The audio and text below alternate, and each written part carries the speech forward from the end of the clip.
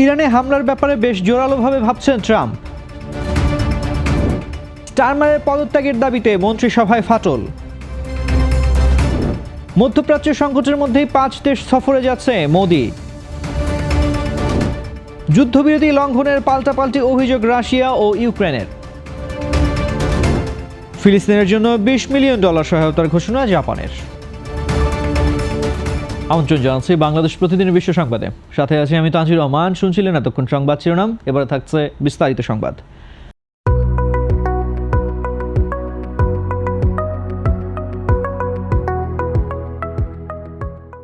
ইরানের সাথে যুদ্ধ বন্ধের আলোচনায় অচলাবস্থা তৈরি হওয়ায় ট্রাম্প অত্যন্ত বিরক্ত।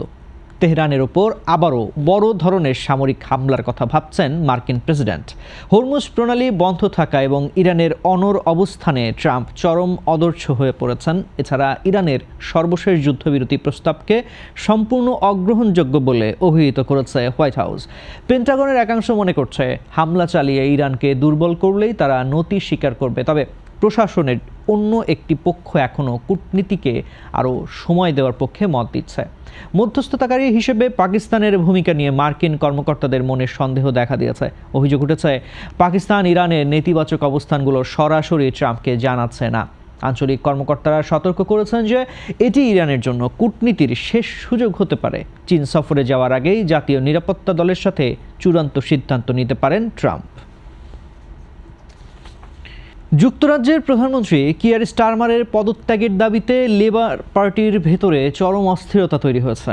স্বরাষ্ট্রমন্ত্রী শাবানা মাহমুদ সহ মন্ত্রিসভার শীর্ষ নেতারা স্টারমারের বিদায়ের সময়সূচি ঘোষণার দাবি জানিয়েছেন, যা সরকারের ভেতরে স্পষ্ট বিভক্তি তৈরি করেছে। পরিস্থিতি সামলাতে ডাউনিং স্ট্রিট 6 জন মন্ত্রী পরিষদ সহকারীকে বদলি করলেও সংকট কাটছে না। মঙ্গলবার ভোর পর্যন্ত দলের অন্তত 72 জন এমপি এবং 4 জন পার্লামেন্টারি প্রাইভেট সেক্রেটারি প্রকাশ্যে পদত্যাগ দাবি করে জানিয়েছেন যে স্টারমার জনগণের আস্থা ও কর্তৃত্ব হারিয়েছেন।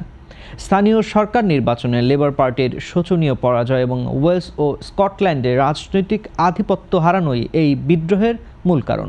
স্টারমার নিজেকে সংশোধনের সুযোগ চেয়ে পদত্যাগ না করার ঘোষণা দিলেও দলের একাংশ দ্রুত নেতৃত্ব পরিবর্তন চাইছে। বিশেষ করে 2029 সালের নির্বাচনে স্টারমার দলকে নেতৃত্ব দেওয়ার যোগ্য নন বলে মনে করছেন পদত্যাগকারীর সহযোগীরা। বর্তমানে ব্রিটিশ রাজনীতিতে লেবার পার্টির এই অভ্যন্তরীণ কোন্দল স্টারমারের প্রধানমন্ত্রিত্বকে গভীরে সংকটের মুখে ঠেলে দিয়েছে। মধ্যপ্রাচ্যে চলমান উত্তেজনার কারণে তেলের মূল্য বৃদ্ধি ও ভারতের বৈদেশিক মুদ্রার রিজার্ভে টান পড়ার প্রেক্ষাপটে 5 দেশ সফরে যাচ্ছেন প্রধানমন্ত্রী নরেন্দ্র মোদী। আগামী 15 মে থেকে 20 মে পর্যন্ত তিনি সংযুক্ত আরব আমিরাত সহ ইউরোপের 4টি দেশ নেদারল্যান্ডস, সুইডেন, নরওয়ে ও ইতালি ভ্রমণ করবেন। সোমবার ভারতের পররাষ্ট্র মন্ত্রণালয় জানিয়েছে, সফরের শুরুতে আরব আমিরাতের প্রেসিডেন্টের সঙ্গে জ্বালানি সহায়তা ও আঞ্চলিক নিরাপত্তা নিয়ে বিশেষ বৈঠক করবেন মোদী। বর্তমানে জ্বালানি আমদানিকারক দেশ হিসেবে ভারত উচ্চ মূল্যের কারণে অর্থনৈতিক ঝুঁকিতে রয়েছে, যা মূল্যস্ফীতি ও রুপির মান পতনের কারণ হয়ে দাঁড়িয়েছে। পরিস্থিতি নিয়ন্ত্রণে মোদী ইতিমধ্যে দেশবাসীকে আমদানি ও সোনা কেনা কমানো সহ ব্যয় সংকোচের আহ্বান জানিয়েছেন।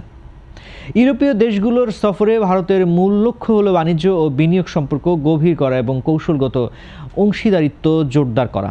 বিশেষ করে চলতি বছরের শুরুতে স্বাক্ষরিত ভারত EU বাণিজ্য চুক্তির ধারাবাহিকতা বজায় রাখাই এই সফরের অন্যতম উদ্দেশ্য।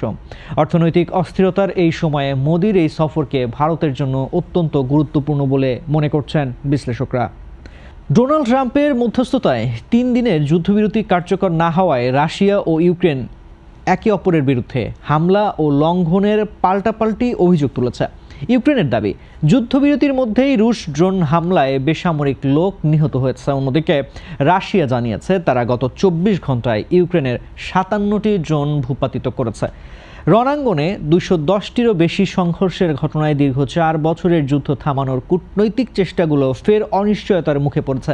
তবে সংঘাতের মাঝেই চুক্তির অংশ হিসেবে প্রায় 1000 যুদ্ধবন্দী বিনিময়ের আশা প্রকাশ করেছেন প্রেসিডেন্ট জেলেনস্কি।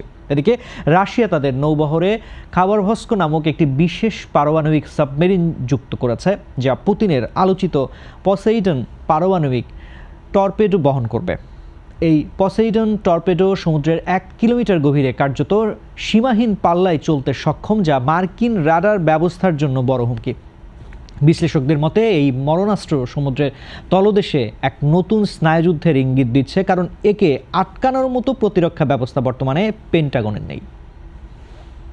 ফিলিস্তিনি ভূখণ্ডে আর্থিক স্থিতিশীলতা রক্ষা এবং জনস্বাস্থ্য খাতকে শক্তিশালী করতে $12 মিলিয়ন সহায়তার ঘোষণা দিয়েছে জাপান।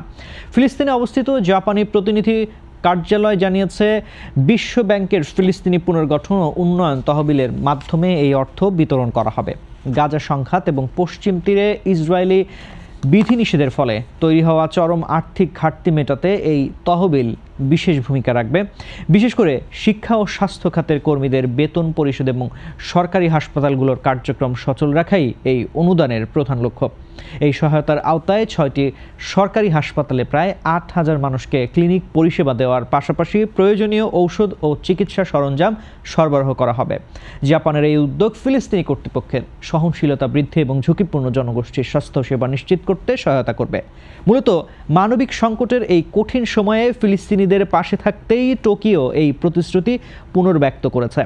এই তহবিল বেসরকারি খাতের প্রবৃদ্ধি এবং মানব সম্পদ উন্নয়নের প্রকল্পগুলোতেও ব্যয় করা হবে বলে জানানো হয়েছে। দর্শক, এই ছিল আমাদের আজকের বাংলাদেশ প্রতিদিনের বিশ্ব সংবাদ। সবশেষ খবর জানতে চোখ রাখুন বাংলাদেশ প্রতিদিনের ফেসবুক পেজ ও ইউটিউব চ্যানেলে। এতক্ষণ সঙ্গে থাকার জন্য ধন্যবাদ সবাইকে।